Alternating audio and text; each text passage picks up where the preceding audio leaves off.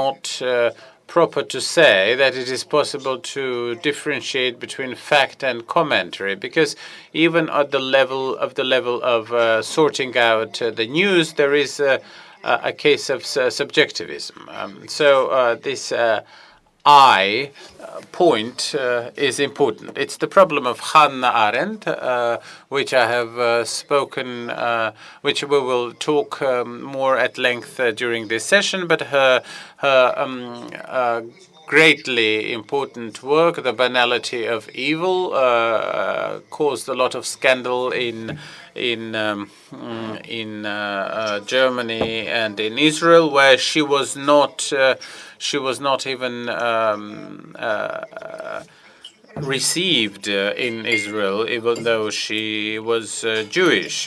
And she maintained that opinions can only be voiced by those who had not participated in the events, as otherwise there could have been no judge, no trial. A historian must be just as standing in the side as a judge is. And so Hannah Arendt is quoting an example of a historian judge, but she does not quote an example of a journalist, even though Hannah Arendt was a journalist, and we're rightfully proud of her as being a journalist.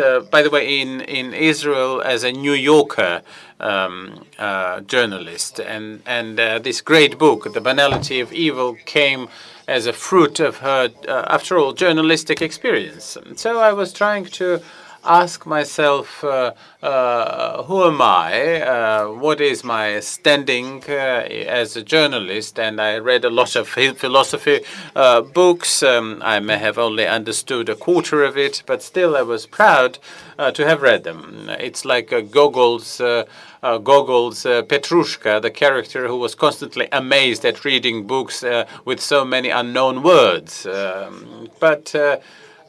Apart from Sinakosov, who knows the word Parésia? Parisia. And so I'm not going to tell you what is Parisia at the moment, but we'll end up with this. So a lot of intelligent words, but even very prominent scholars such as Emmanuel Castells, whose work, or Marshall McLuhan, a very interesting philosopher, who in the beginning of the 1960s pretty much predicted a network-based society, even though internet was not even conceived. Habermas, who is talking about the public sphere, having thought about these works, and I'm not a professional. Let me just I'm not in any way or to any degree a philosopher, but it seemed to me that most of the scholars are spellbound by the influence mass media exerts on the society. They are enthralled that within media, within the overall picture of media, they don't see the profession. And I would like to say that journalism and mass media are somewhat different concepts.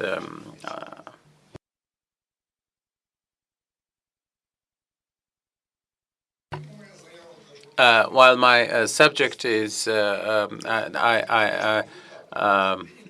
my statement, when I started to deliberate of who am I said to myself, after all, I'm a historian.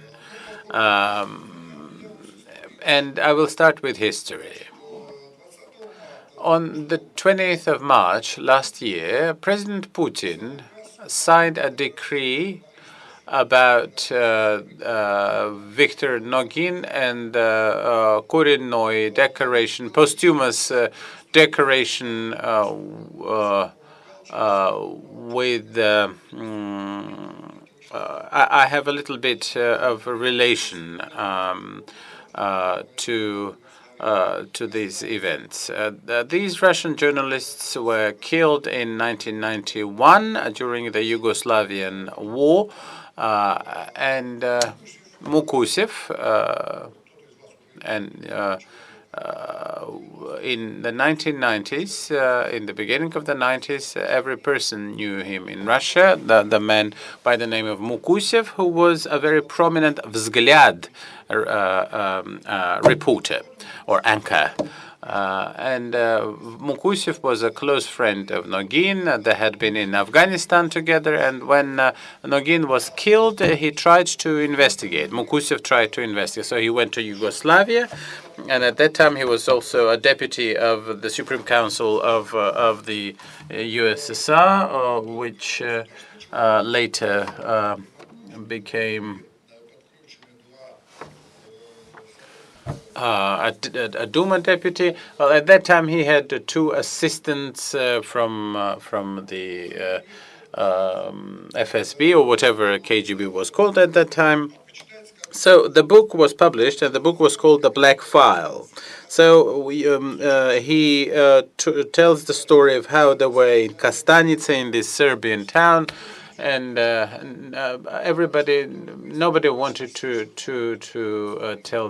tell what they had known, and it's a long story, but and it reads like a detective story. Eventually, they did find the witness, the tractor driver, who was among the grave diggers for the bodies of the slain journalists, and he said, the tractor driver said, "You don't indicate my name and start to dig some in some distance, and then you'll eventually come to the grave."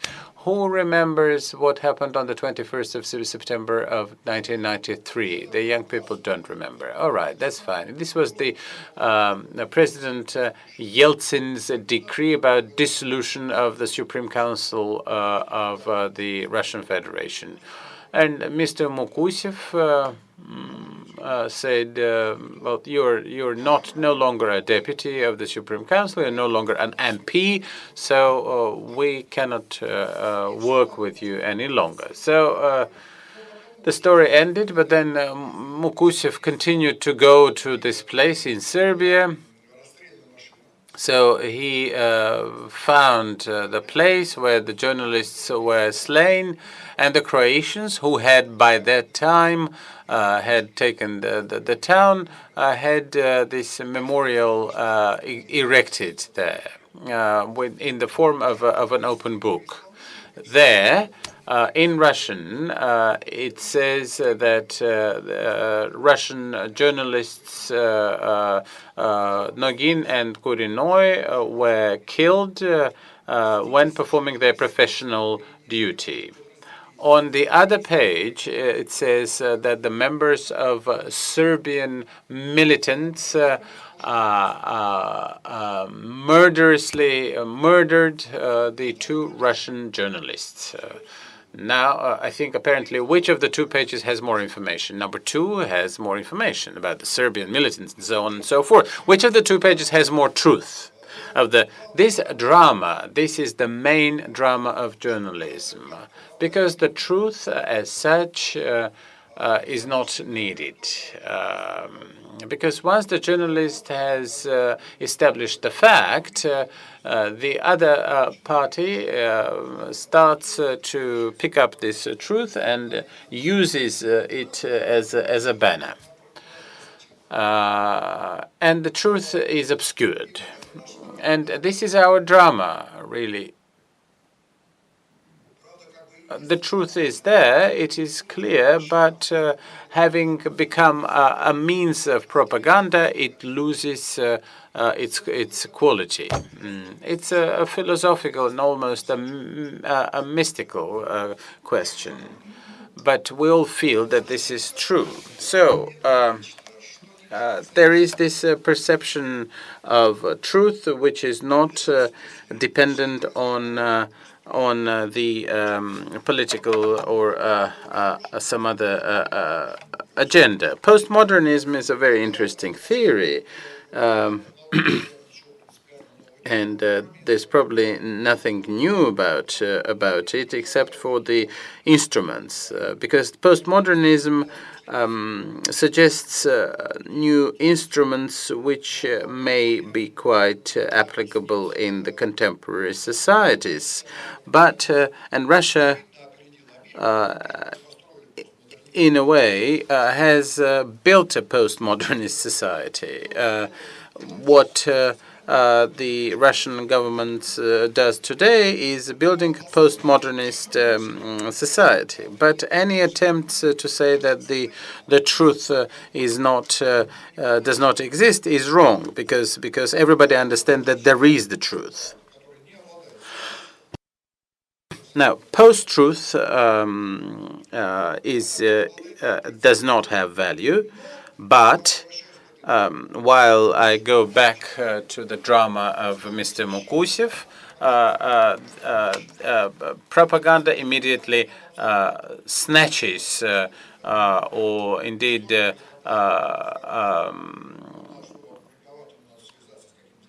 rapes the truth. The rape of the truth by propaganda is a very well-known metaphor. And Mr. Dmitriev from Memorial Foundation, who has recently been mentioned here, in Karelia, he found this pine grove with the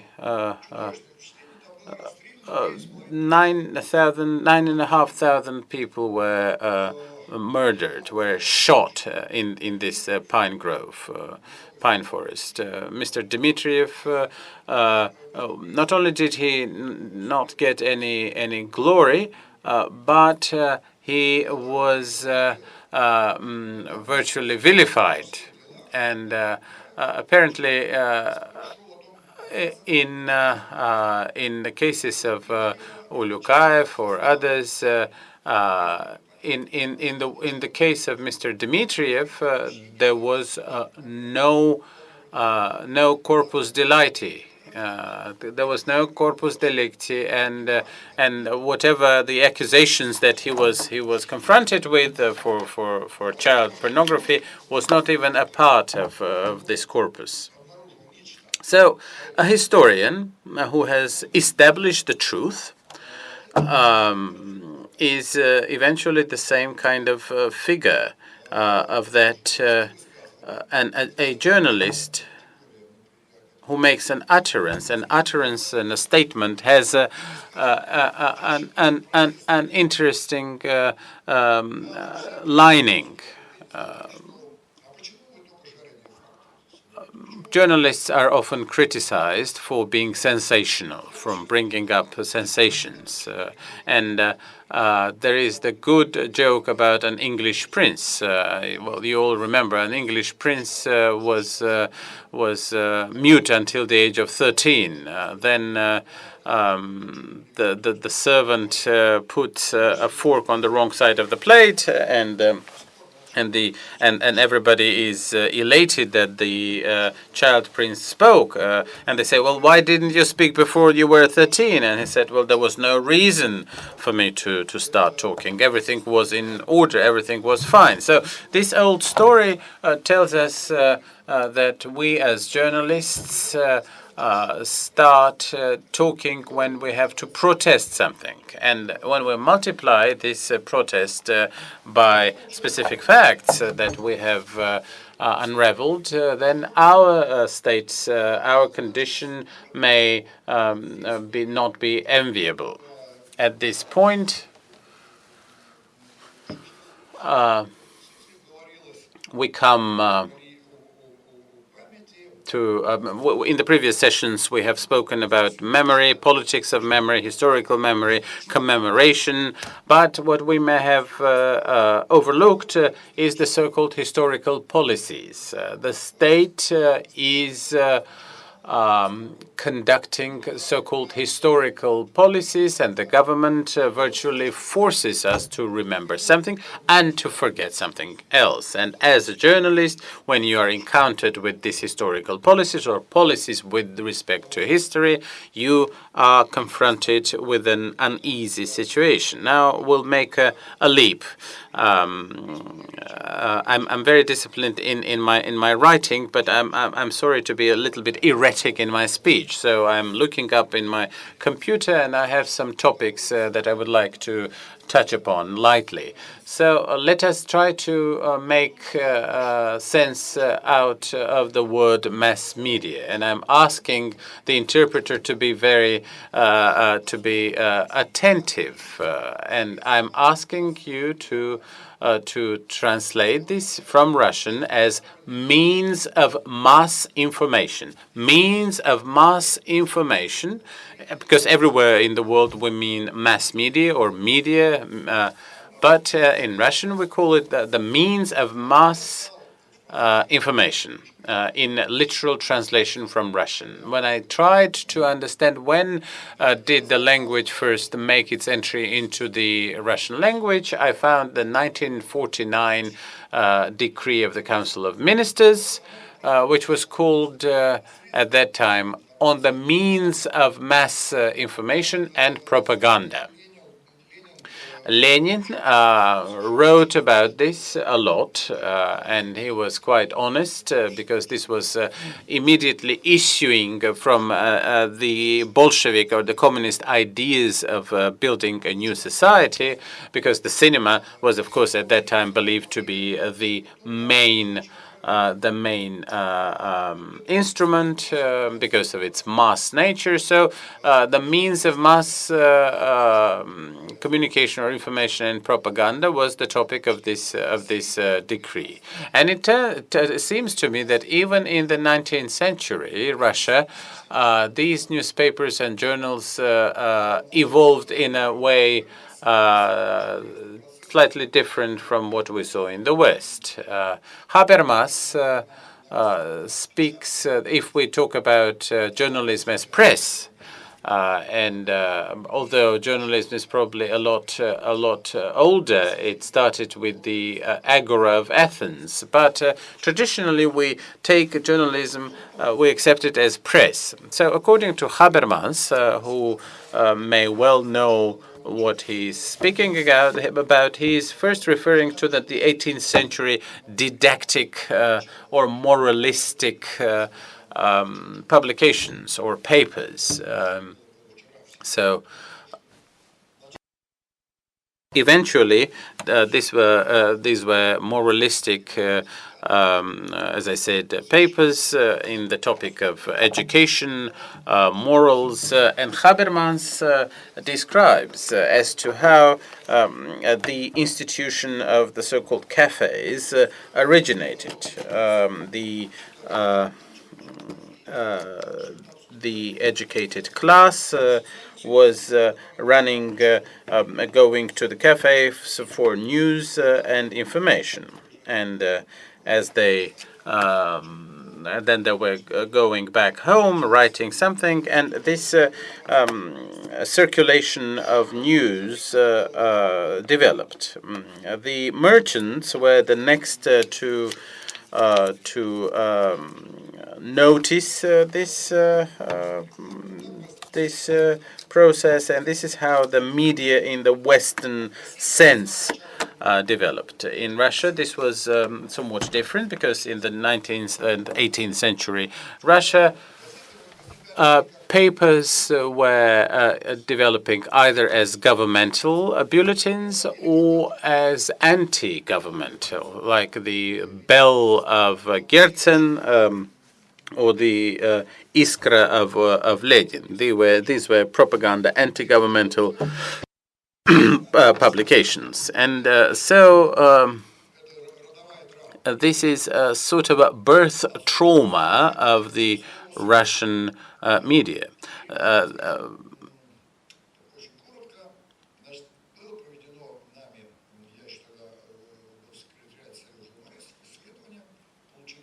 I will start by saying, I will say, what is the regional press about?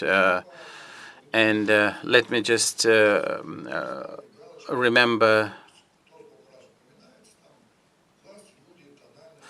a poll which was conducted to segregate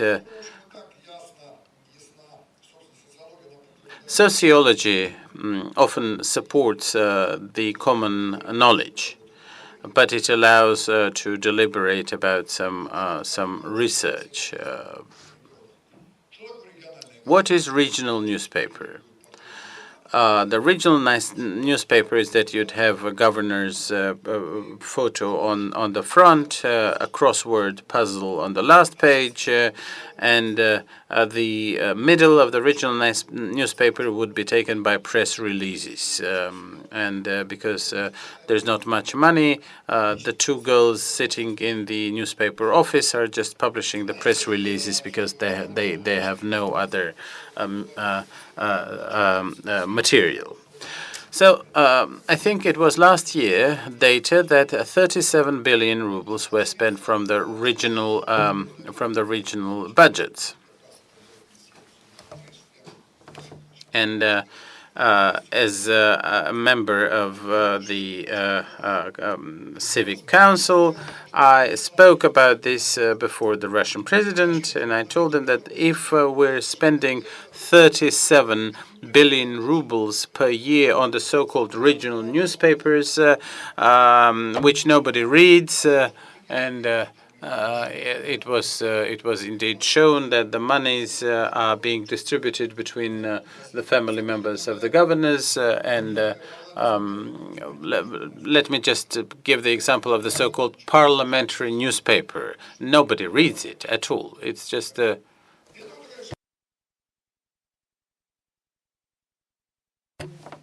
and I was saying these things to the Russian president, and he understood everything, I'm sure. He said to me, so you want to criticize us and for us to pay you for it?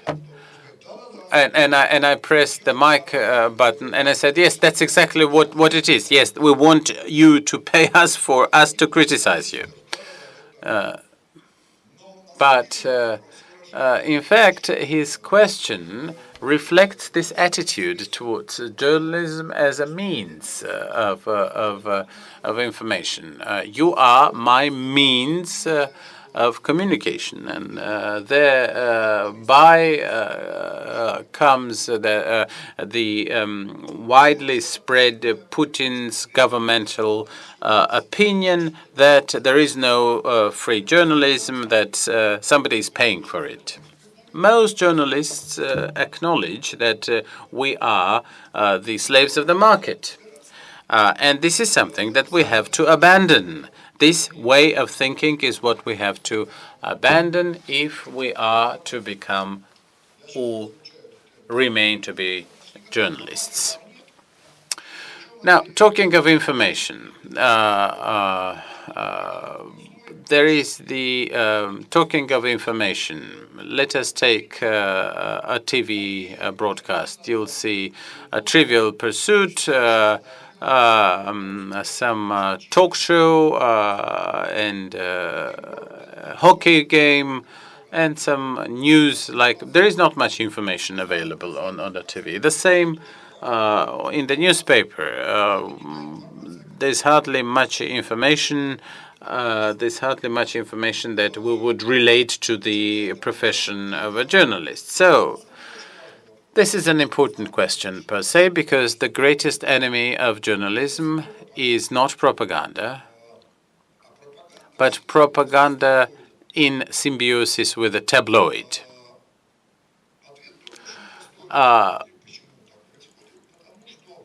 Why do I think that this is the case? Karl Marx wrote that the progress would always be expressed in the fact that humans would have more free time to pursue their hobbies, and people would be reading books, painting, but unfortunately it isn't the educational sites but pornography sites which give the greatest traffic on the web. So clearly, entertainment is something which is of much greater interest to humans than education or intellectual pursuits. Let me remember an American professor, I can't recall his name, who said that journalism is what you won't like. Journalism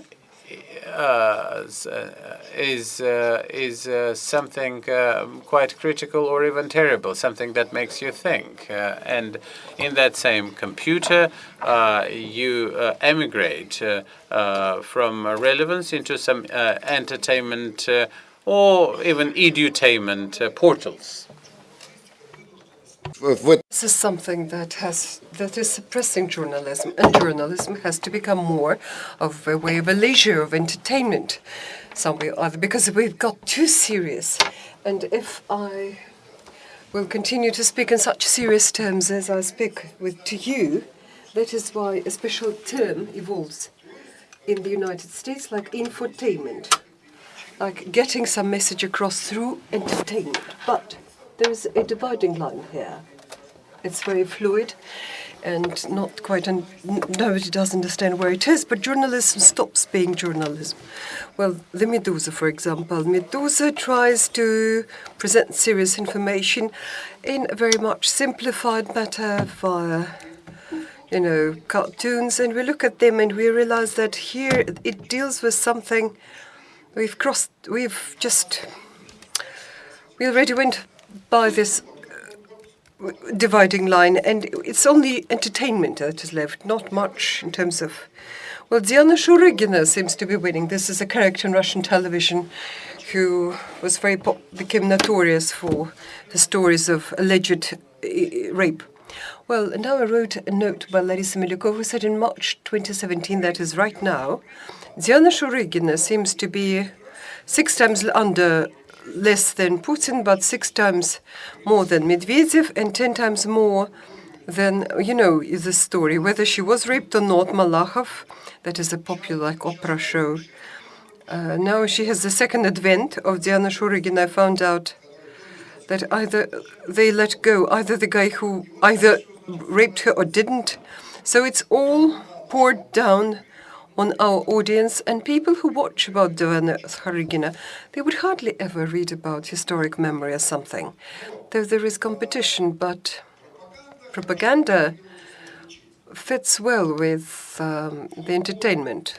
Soccer, let alone boxing, it's great entertainment, and it's also about patriotism, to attached sports and to, but serious journalism doesn't seem to be conjugating well with the bust of Anna Seminovich. This is just... There is no information about this media. And the second layer is much more profound. That is, in my view, much of journalism is not about information.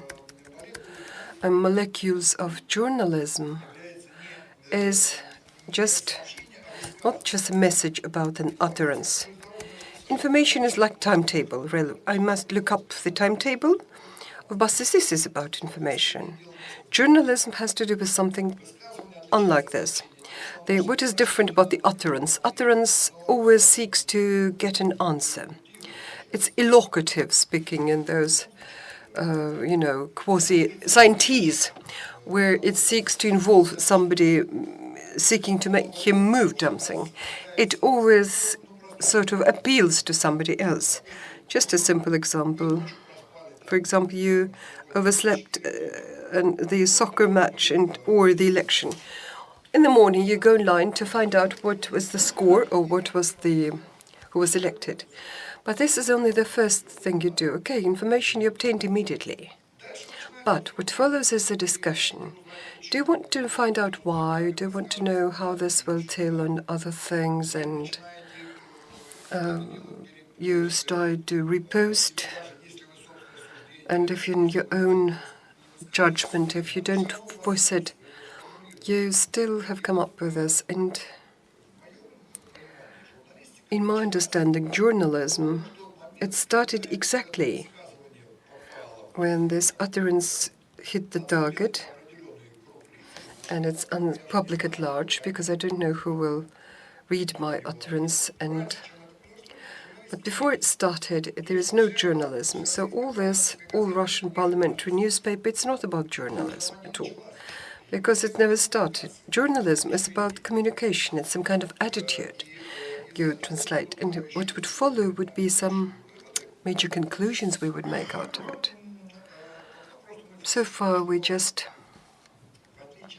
unlike media, you can watch from the terms of demand, it's a commercial thing. One should understand what is it that people want. What do they want to get? What do the public at large want to get?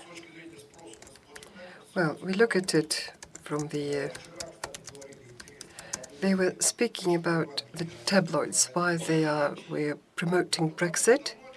Why? Because tabloid is a mirror that wants to sell things that you like. That's it. This is what confirmation buys. You want to get your opinion confirmation, something that supports your opinion. This is how tabloids work. But if we look at the media from this perspective only, but you can't look at journalism. You must look in terms of the offer. What comes first is the unutterance. Somebody said something, and today this is a major problem because the internet gives you something to each and everyone a voice.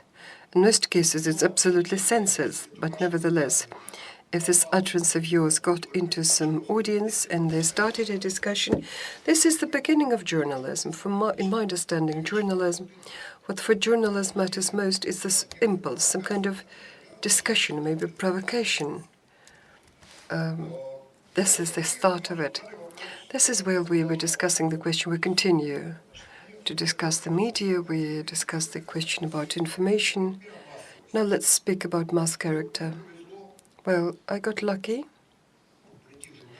I got lucky to become a lawyer after I was a lawyer, became a journalist. I used to be a teacher. I joined Komsomolka in 1989. Became immediately known. Thanks to my story then, this was stolen by Voroshilovsky Strelok plot that happened in Vladivostok. The story was that the young girl was raped and killed. The father of this girl became employed by the court as a person who was really working in the court as a janitor, but he attended every court hearing as a heater, and he expected them to receive capital punishment, but it was impossible because they were underage. He got out a gun, began to fire shots at them, and he missed. At that, the bailiff, he was known by a different name, who was trying to get the gun out of his hand, says, "How could you miss? How could you miss?" Well, this is when I asked him the same question, because that was very easy for me. Okay, get into the investigation room, everybody would say, and ask him the same question. How could you miss? You are really a good athlete. He said, I never thought that it's so hard to fire at people, only it turns out that it's pretty hard to fire at people. I've just fired it as a sport, as an athlete. I just, the targets, but never. And there were, sacks of letters received from the audience. And this, I gave you this, and based upon this, I was trying to promote capital punishment. This phrase, it's hard to fire at people. And out of these letters, 9 out of 10 was, okay, let them kill you, let them rape your daughter, very much like I got these answers from internet. I had sacks of letters, but nevertheless, why am I saying it? At that time, Komsomolka had a circulation of 22 million copies. Everybody read it, and this could be discussed at the time. Some people liked it, most people disliked it, most people disagreed with me, but at least it could be discussed at the time. Nowadays, the situation is fundamentally different. Fundamentally, because what did internet do, which we counted upon as an ideal medium? Like something that would bring us together. It turned out not to be the conductor, just like an isolating medium, because everybody has got his or her own page on social media where you have friends. You only read very much like what you think, like-minded people do. And who writes what you think is wrong, you just ban him, and this information never seeps through. And the already bubbles have been discussed in Western studies. There are just closed contours. It's a very serious problem we can discuss later on. And, okay, it took me 40 minutes my God, it took so long. Well, the problem of enclosed contours, well, it's not a new thought. Gershonson wrote about it. Well, they were speaking the same language, but they are very different languages. And there is a metaphor in the new.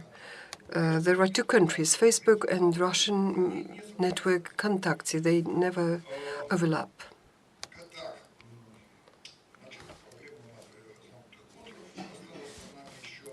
Well, apart from enclosed contours, let's skip over to the next topic. It's known as the fourth branch of government. That is not nothing really incurred so much harm to journalists rather than this metaphor of journalism as government, as power. Fourth estate. In Russia it's known власть as a government of power, authority. It is just a matter of our legitimacy. Although you're younger, you know that older journalists are lamenting that our publications were so important, and whatever you do tomorrow it will be addressed. Nowadays nobody cares. This is true. This is the case. I can fully support it, because I used to found as a correspondent of the Crocodile. That was a satirical, and you didn't have to praise anybody. You had to just criticize people, which I enjoyed doing under Soviet government. Well, that was my first steps in journalism. Any time when I would come to the kindergarten, to a factory, wherever, for the director, it meant that he at least would get reprimanded, or maybe would get a proceeding started to him. So we were really like power, authority. I still keep this on my certificate. You couldn't even get into the restaurants near the hotels, which you couldn't really get to at the time. But it was not just an illusion that it was my power. It was very much like CPSU. And Crocodile reported to that very much like the same factory or the restaurant where I would get to. So it went from the top. All these cries that we have no power left in us anymore. Look, in March 2012, NTV showed on television the so-called investigation, Anatomy of Protest. As a result, everybody is now convicted.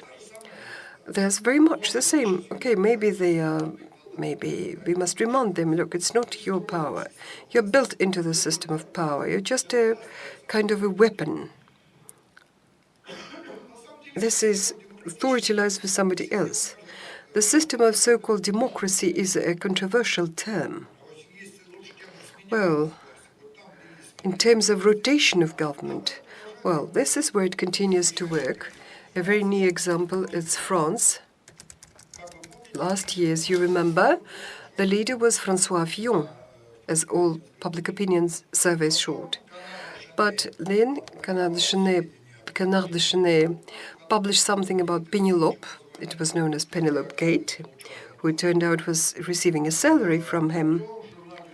And then Le Dimanche published some story about his suits worth hundreds of thousands of dollars, and his rating just collapsed, plummeted, it was killed. One could discuss that somebody has been manipulating, that somebody was really leaking this information, but it's journalism. It's journalism, because in journalism the keyword may be somewhat abused by, and so it was exposure is the key word, to expose the authority, to ask a question, to get to know something. And for everybody, this is what journalism power is about. This is actually first I formulated that journalism as a historian because of this feeling of lack of power when I realized that we're so impotent, when I realized that you could really get these notes. All the papers we could use it like wallpaper. And so what? What would have changed?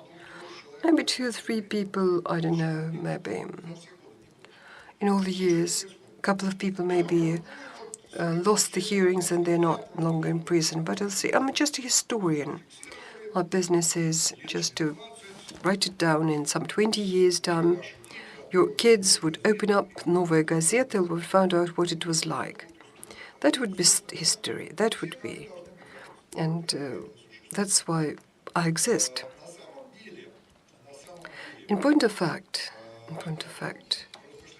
later on, as I continued my contemplations, I realized it's something much more difficult, much more sophisticated metaphor.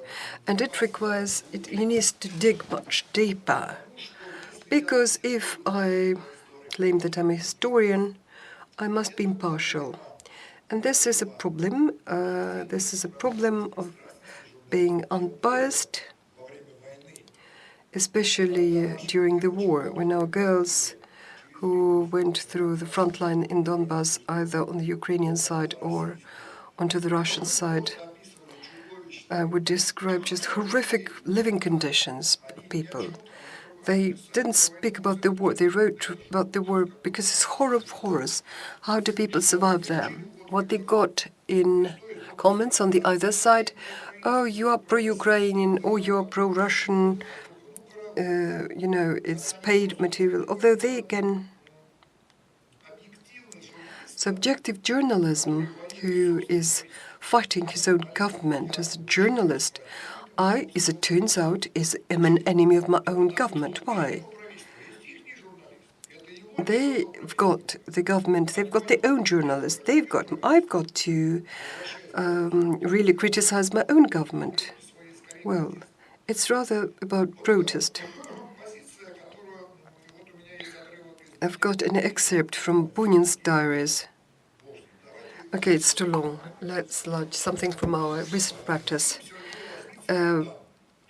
Film by Sergei Loznitsa, Maidan. Did anybody watch it? Yes. Well, what's the focus about this film, Maidan? The very fact that it was made by the standing camera. If my guess is right, Loznitsa tried in this way to get rid of his own, maybe he was very sympathetic with the Maidan cause, because once he started to turn the camera, he would immediately turn it towards a nice face and instead of missing a nasty face. Okay, he had several cameras on, and just whoever goes by, they would be filmed. And he got a Palme d'Or in Cannes, and in Kiev he received many, many reprimands for that, because it makes an ambitious reading. Because very many people, semi-criminal and very much for like intelligentsia, so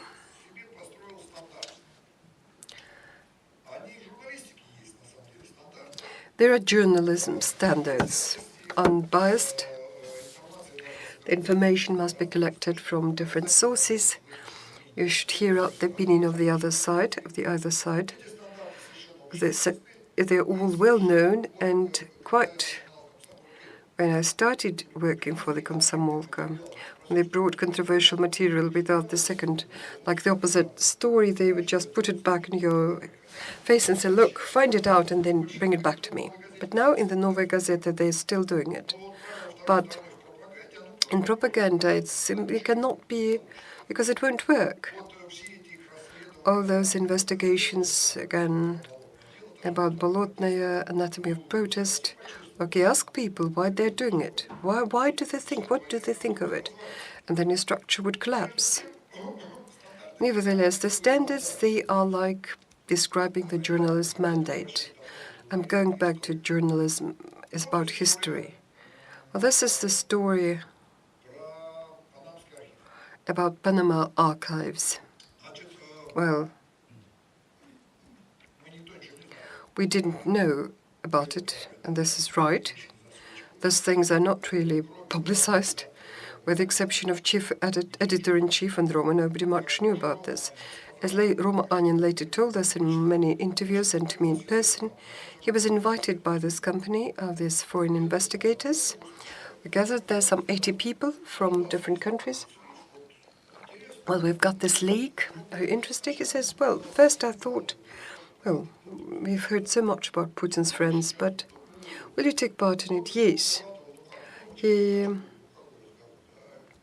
Well, we are journalists.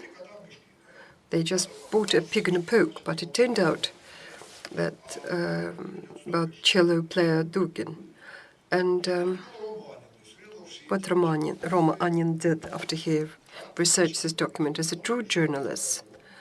They, like Oksana, him, and somebody else, went to the conservatoire to attend a concert by Roldugin, came to him during the break, and he seemed quite a pleasurable, nice guy who doesn't seem to be much in the know of what goes on. Roma came up to him and said, Mr. Roldugin, whatever his name is, well, what would you say about this? He says, look, guys, just a moment.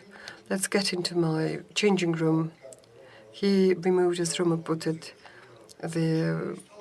began to start, take these questions.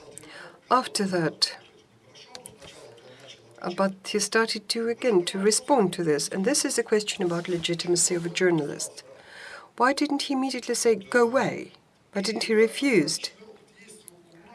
And I've got similar experience.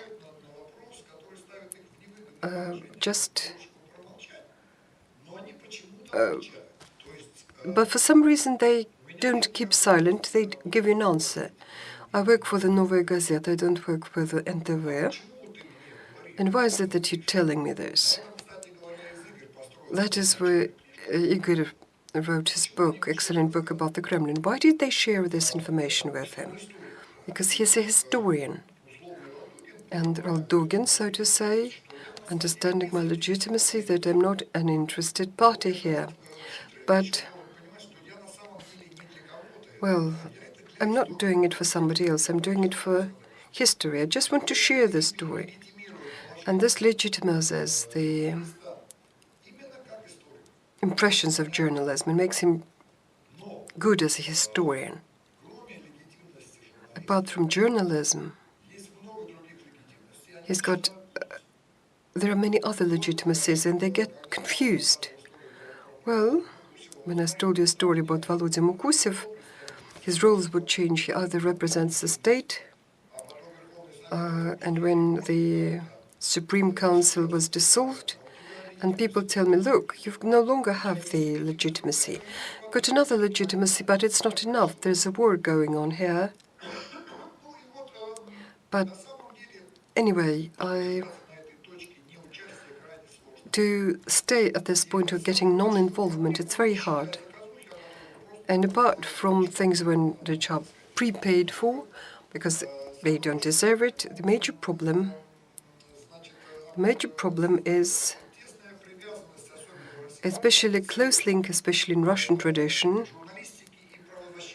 and law enforcement. Human rights activism function.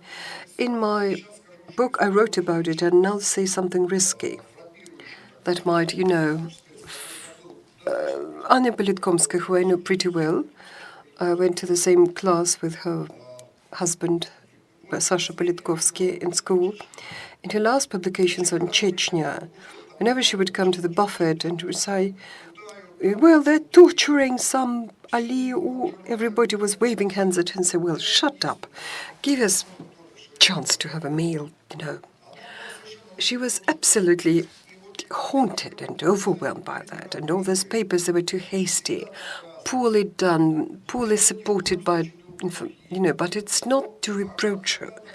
But if you must really save the person. In an hour he would be executed. So one had to make it public. And here she becomes like a human rights activist. She's not any longer a journalist. It's a very different legitimacy, and it's a terribly difficult question how to divide these legitimacies, because once you've become biased, even for whatever bitter reasons, like to save somebody, again, your legitimacy as a journalist is immediately supplanted, undermined. Well, I've already spoke for 1 hour. Okay, what do we do now?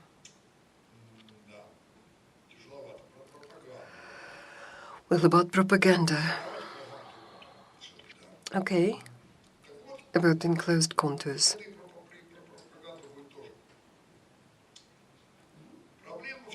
The problem is that in these books, in the two countries, Facebook and Vkontakte, it's not that they have very different information, but it differs in its nature.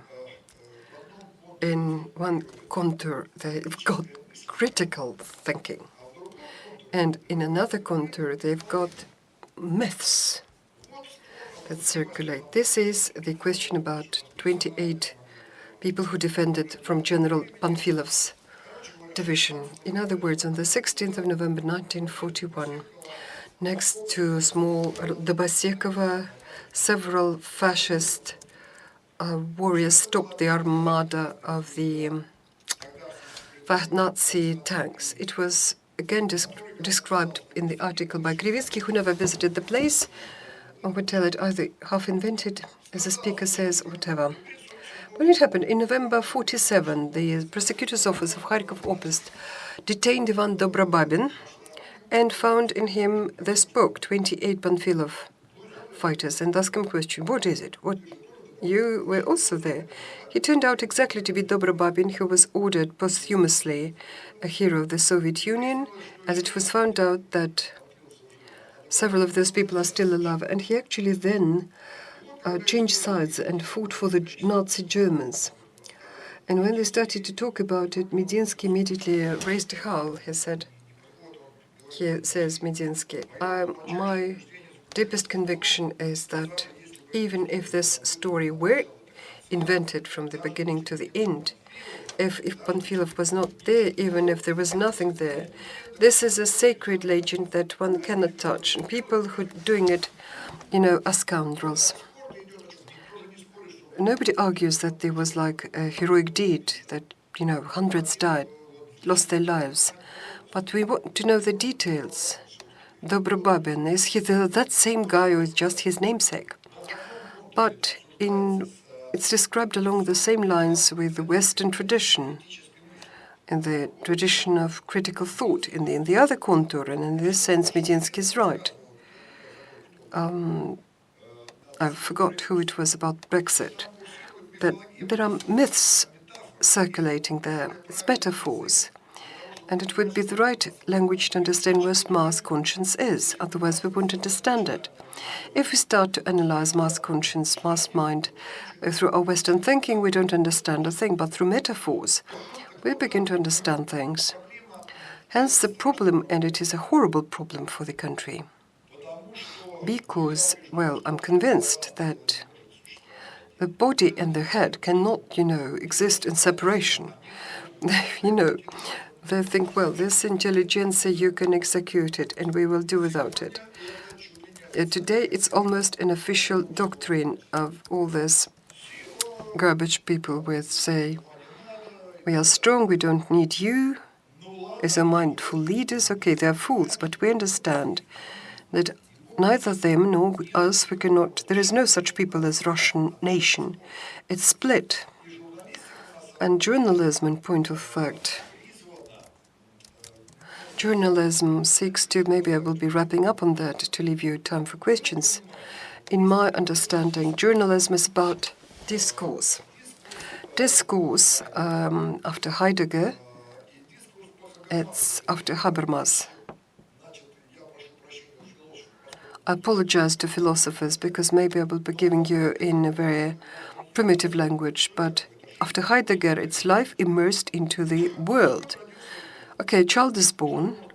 What can he understand? He got into this world. He fell out into life. He doesn't much understand. He doesn't have anything to help him understand it. But gradually he begins to reflect some, external signals coming, and he begins to perceive himself. General thought of Heidegger that I fully agree to is that we can't understand anything else. We just understand ourselves. Or this model is something we use it towards the nation. For the nation to become a nation, have conscience, this discord should be on and on. It should be, playing after some rules. And any philosopher would tell you that, what is it?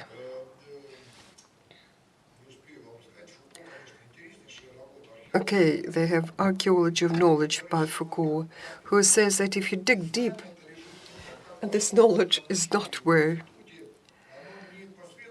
it's not in, consistent chains, like an archaeologist, something like, may either they belong to this century or another, then some bones, and when this communication starts, you're touching upon a whole layer. God knows what comes out of it, all mixed like myths and crocs and whatever. And knowledge, in the sense that Foucault used, it doesn't have to be the right knowledge. Humanity. For the past 500 years, the mankind it has only been 500 years since men have understood that this earth is revolving, and for thousands of years before, it was a geocentric system of the world, a geocentric system of the universe, replete with myths about whales and elephants. I understand that journalism is one of the ways to express a critical thought in the Western tradition. But we have to realize that the place of journalism is somewhat limited. And say in China, well, let's say in China, it may be, say, 2% versus 14% in Russia. Because for journalism to exist, there has to be an audience. It's the public, the reading public, or the viewers, and the people who are thinking in myths think in a different way. They're not particularly interested in the critical mind, but we have to do what we're doing because one can try, and there is some moral progress, I think, with the mankind, and the horrors of the Inquisition or of other periods of human history are gone, after all. So, finishing with Habermas, although I could have quoted many more authors, Habermas has an excellent construction which is called collective. The collective mind is absurd, but communicative mind is a process which doesn't have a beginning or an end. It's a process of reaching by some society to some concepts which are of interest, and none of the concerned parties may be ruled out from the discourse. I have been, but this is not something which is observed in my country at the moment. So. What I have tried to take to the words, to the ears of the Russian president, who replied to me, "What do you want to get paid to criticize me or us?" Is exactly what we have, because the critical mind must be present. A nation must continuously think of itself in a critical way. At this, I would like to end my intervention. Thank you.